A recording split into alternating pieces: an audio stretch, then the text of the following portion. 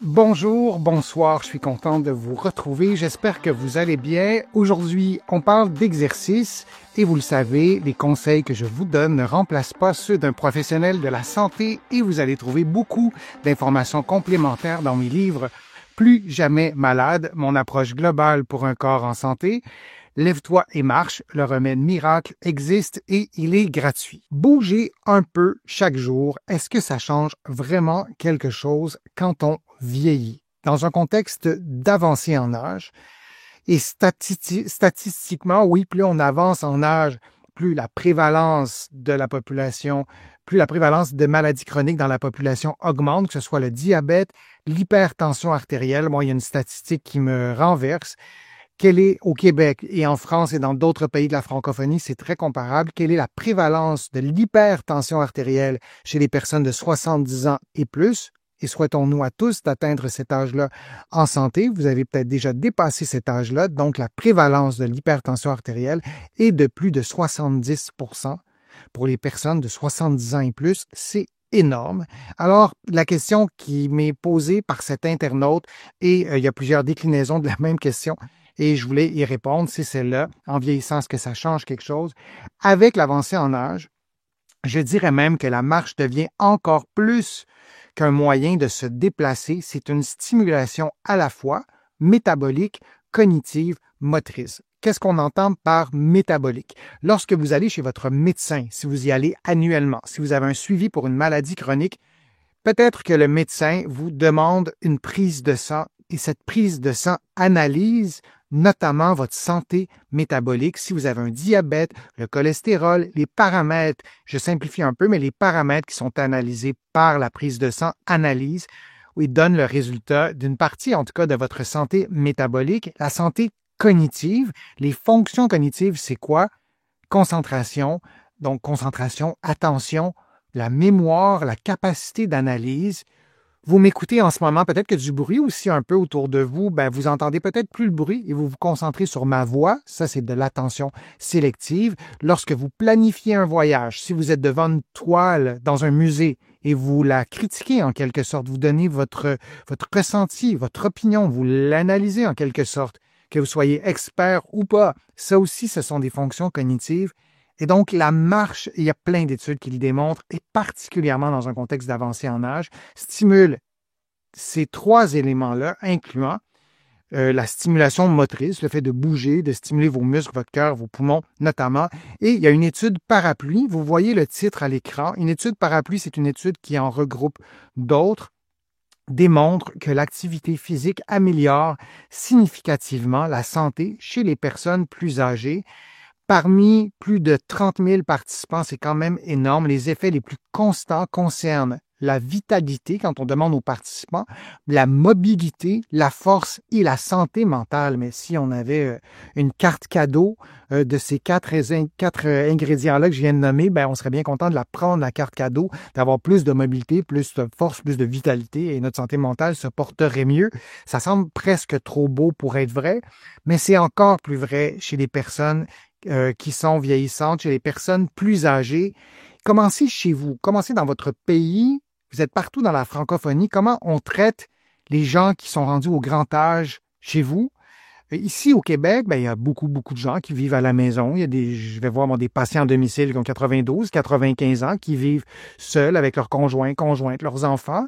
Mais il y a aussi beaucoup de personnes qui vivent ici, on les appelle dans des CHSLD ou dans des EHPAD chez vous en France, ailleurs, je ne sais pas les termes, mais comment on les traite, ces personnes-là, et comment on nous traite, ce sera peut-être nous plus tard. Je ne suis pas certain qu'on les fait marcher tant que ça, de plus en plus à certains endroits, et bravo, mais il y a beaucoup d'autres endroits, pour en avoir visité quelques-uns, où c'est le festival de la position assise, c'est tellement décourageant.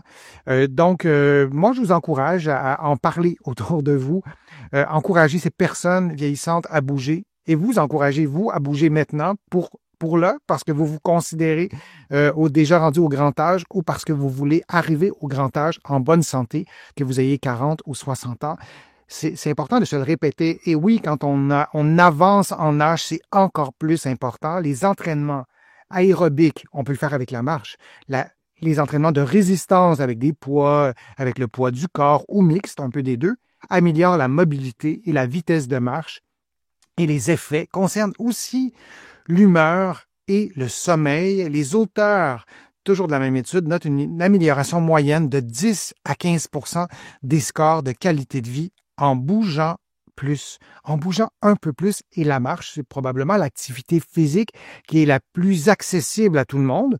On peut marcher dans un centre d'achat, un centre commercial. On peut aller marcher en montagne. Il y a plusieurs niveaux d'intensité.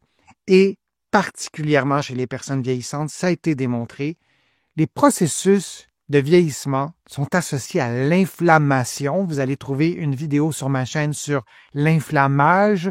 Je l'ai nommé comme ça. En anglais, on appelle ça autrement. C'est un néologisme qu'on a créé.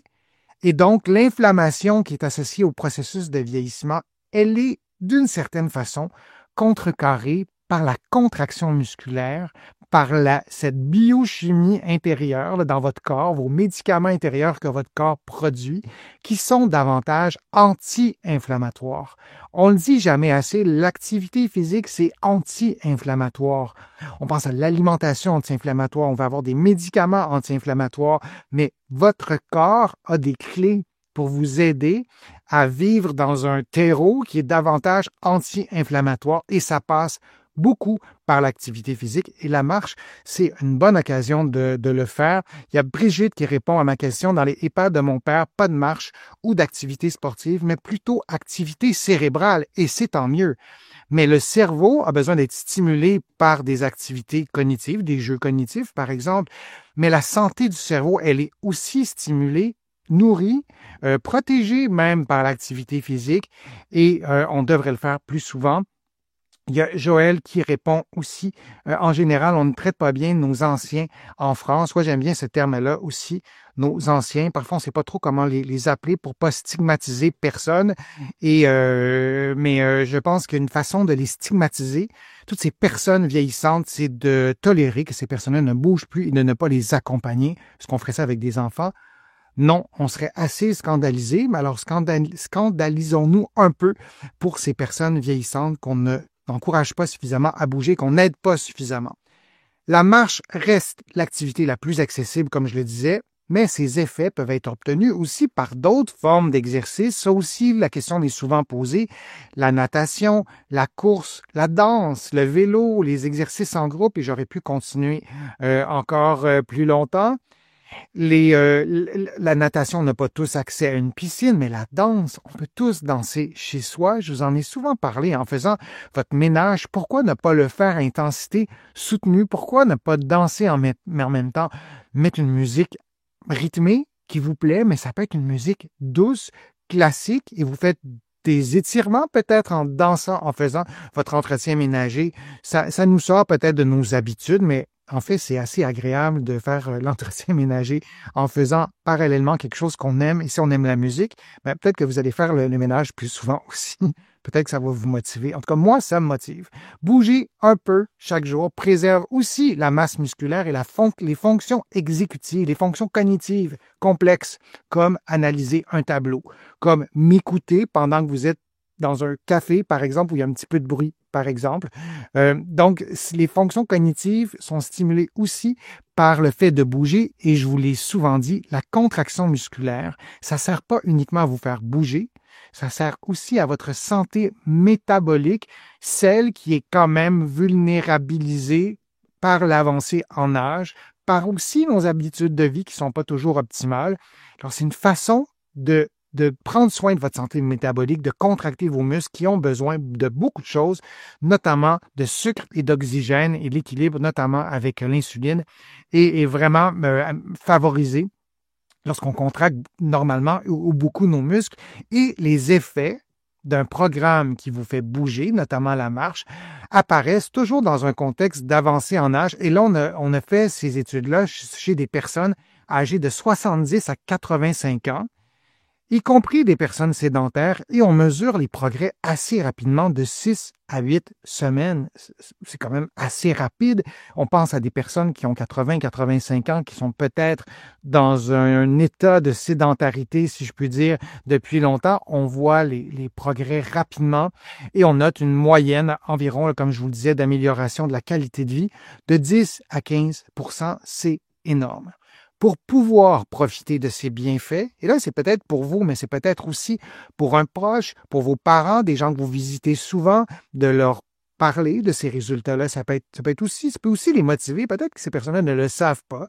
Et on peut aussi leur dire qu'alterner les intensités et les types d'efforts, par exemple, marche marche rapide, le renforcement, l'équilibre, la souplesse, diversifier les différents types d'activités physiques, les effets sont encore plus présents et cette variété entretient, si on peut dire ça comme ça, les circuits neuromoteurs et ça limite aussi le risque de chute. Je vous parlais de danse, c'était pas un hasard. Chacun de ces éléments qu'on voit, l'équilibre, la souplesse, la marche vive, je les relis en même temps pour pas les oublier, et le renforcement, ces 4 éléments-là, vous allez les retrouver en dansant à un certain rythme. Donc, c'est une clé qui est intéressante aussi. Ça peut être la marche, bien sûr, la marche sur différentes surfaces et insérer le moment dans le quotidien, l'intégrer, de vraiment s'organiser pour pouvoir bouger plus souvent, se lever plus souvent, marcher aussi pour aller à un endroit X, donc se servir du transport actif, de l'intégrer à nos habitudes. On vit, et là je vais parler pour moi, ici au Québec, on vit beaucoup autour de la voiture. On achète de plus en plus de voitures. Bon, ça c'est un constat, c'est hors de mon champ de compétences, je ne vais pas commenter ça, mais on peut aussi marcher pour se déplacer. Parfois, on ne peut pas marcher sur certaines distances, c'est trop long, mais parfois, on pourrait faire les choses à pied. Il y a plusieurs études qui ont démontré que le temps moyen des déplacements en voiture est de 5 à 10 minutes. Et un déplacement de 5 minutes en auto, il y a des études aussi qui s'intéressent au kilomètre parcouru et souvent, ce sont des distances qui se font à pied. Donc, l'intégrer dans nos habitudes, jardiner, danser, comme je le disais. L'activité physique n'a pas besoin d'être sportive pour faire effet. J'ai beaucoup de patients, et ça a été longtemps mon cas, qui ne se sentaient pas comme des personnes sportives, qui ne se percevaient pas comme des personnes sportives et qui s'excluaient pour plein de raisons complexes qui remontaient souvent à l'enfance, qui s'excluaient de la participation à des activités physiques. Peut-être que le sport, c'est pas ça correspond pas à vos valeurs. Les sports d'équipe, peut-être que vous aimez pas ça.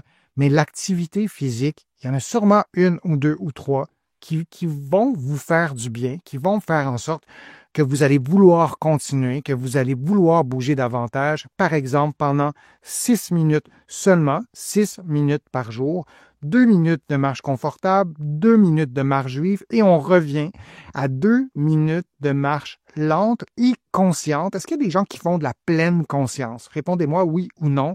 Des gens qui font de la cohérence cardiaque, par exemple, et qui respirent ou qui font de la méditation en prenant conscience de leur respiration, en prenant conscience de leurs sensations physiques.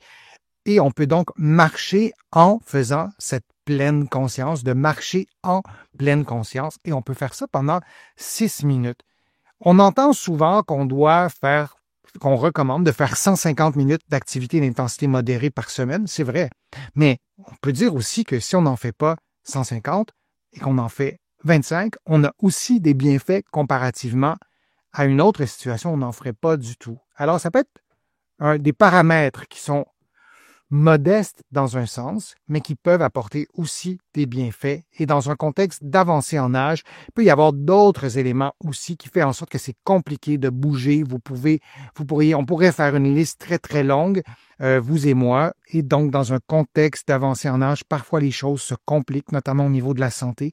Alors, ce 6 minutes, je pense qu'il y a beaucoup de personnes qui peuvent le mettre en pratique. On a besoin parfois de motivation et mes contenus sur ma chaîne et ce contenu-ci est là aussi pour vous aider à vous motiver, à commencer peut-être aujourd'hui à faire ce 6 minutes ou à bouger tranquillement à votre rythme et de le faire à partir d'aujourd'hui. Je vous remercie d'avoir été là. Je vous remercie pour vos questions. C'est toujours un plaisir de vous présenter mes contenus.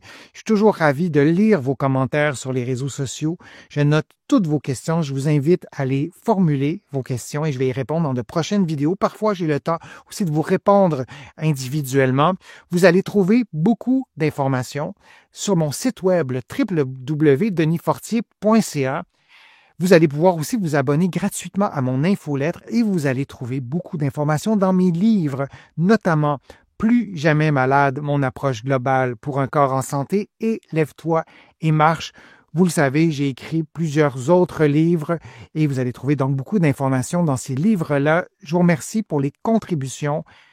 Vous êtes vraiment très fidèles sur ma chaîne et ces contributions m'aident à vous présenter de nouveaux contenus jour après jour, semaine après semaine, et je suis toujours ravi de le faire. J'espère que vous allez prendre soin de vous, que je vous ai incité à bouger un peu plus, à marcher un peu plus. Je vous dis à une prochaine fois, un prochain direct, à une prochaine vidéo. Je suis Denis Fortier. À bientôt.